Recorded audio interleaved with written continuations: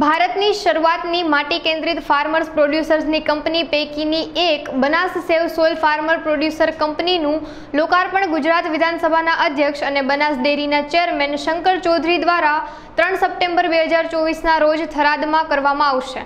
તેઓ થરાદમાં બનાસ માટી પરીક્ષણ પ્રયોગશાળા, Banas bio fertiliser research and development laboratory, Khimana અને ખેડૂત તાલીમ હોલનું પણ ઉદ્ઘાટન કરશે। Farmer producer company Banas dairy અને સેવ સોઇલ વચ્ચેનો સહયોગ છે અને તે થરાદ અને લાખણીના અર્ધશુષ્ક વિસ્તારોના ખેડૂતોને જીવન અને આરોગ્ય બંને લાવે તેવી ટકાઉ માટી વ્યવસ્થાપન પદ્ધતિઓ અપનાવવા અને તેને અનુસરવા માટે પ્રશિક્ષિત અને હેન્ડહોલ્ડિંગ કરશે। આ પ્રદેશના ખેડૂતો માટીની નબળી ગુણવત્તા, પાણીની અછત અને ખરાબ હવામાન જેવા પડકારોનો સામનો કરી રહ્યા હોવાથી એફપીસી માટીની તંદુરસ્તી વધારવા, ખેતી ખર્ચ ઘટાડવા અને પાકની ઉપજમાં સુધારો કરવા માટે સંશોધનો અને સહાય પૂરી પાડશે। આ સહયોગની એક આધારશિલા એ માટીના સ્વાસ્થ્યને ટેકો આપવા અને વધારવા માટે રચાયેલી અત્યાધુનિક સુવિધાઓનું निर्माण करશે। 25 साल से खेडूतों के साथ काम कर रही है तमिलनाडु और कर्नाटक में, जहाँ पर हम उनके मिट्टी के क्वालिटी को मिट्टी का सेहत और मिट्टी के लाइफ को लेकर बढ़ाने का बहुत सारे टेक्निक्स, ट्रेनिंग और साथ में जब फार्मर्स की बदलाई होती है बिहेवियर में, साथ में हैंड होल्डिंग भी करते हैं। वही चीज़ अब हम यहाँ बनासकांठा के फार्मर्स के साथ करने के लिए आए हैं in partnership with Banas dairy.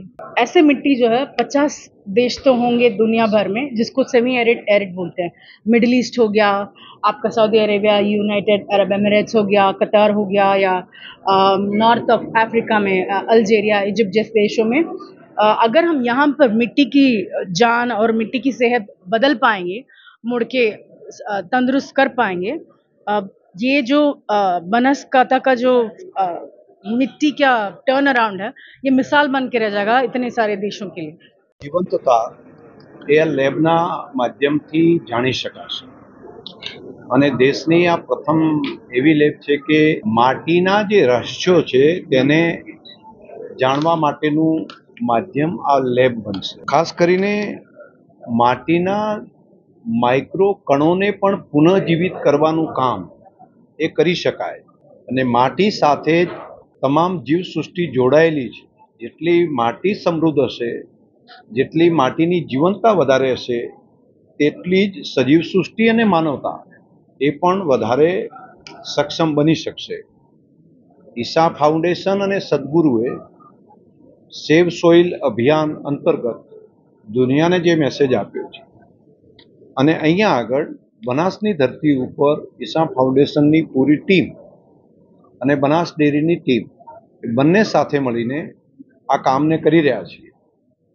Model રૂપ ઉપર 40 જેટલા ગામોમાં ભૂમિ મિત્રોના માધ્યમથી ખેડૂતોમાં છેલ્લા 1 વર્ષમાં કરેલા પ્રયોગો, તેની મળેલી સફળતા અને તે પછી અત્યારે નવી આ આધુનિક લેબ તૈયાર થશે જેમ મનુષ્યની આરોગ્યની ચકાસણી આપણે કરી શકીએ છીએ તે જ પ્રમાણેની સોઇલની સંપૂર્ણ હેલ્થ ચેક કરવા માટેની ભારતની આ પહેલી લેબ બનશે અને ખેડૂતો માટે એ આશીર્વાદરૂપ સાબિત થશે। જો ગિરદી બહુ ન હોય, લાઈન બહુ લાંબી ન હોય અને ઇન ટાઈમમાં કરીએ તો અમે 48 કલાકની અંદર એનું સેમ્પલ તૈયાર કરીને આપી શકાય છે।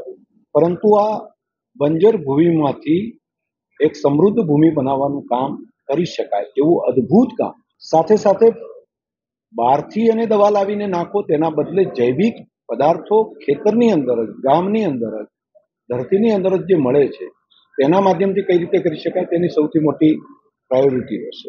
જે રીતે માણસને ફૂડ સપ્લિમેન્ટરીની જરૂર હોય છે એવું આપણે કહીએ છીએ, તેના પોષક તત્વો ઘટ્યાના કારણે તો પહેલી જરૂર છે ધરતીને।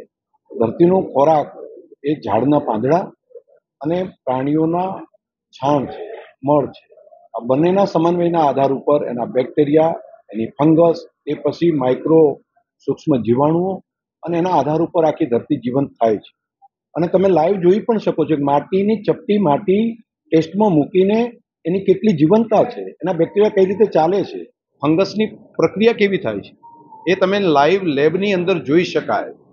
માટી ખરેખર જીવે છે। આપણે અત્યારે સુધી કહેતા હતા વનસ્પતિ જીવે છે, પરંતુ માટી પણ જીવે છે, માટીની પણ જીવંતતા છે, એ પણ પ્રત્યક્ષ રીતે લેબમાં જોઈ શકાય। આવું અદ્ભુત કામ ગઈકાલે મને બેને વાત કરી, પ્રવીણાબેને, કે એકબીજા વનસ્પતિ એકબીજાથી વાત પણ કરી શકે, ફંગસના માધ્યમથી ફંગસનું આખી ચેન બને અને ફંગસ એકબીજાની ચર્ચા કરી શકે કોને ક્યાં ખૂટે છે શું, અને જે એને જોવે છે ટેક એન્ડ ગીવ કરે છે.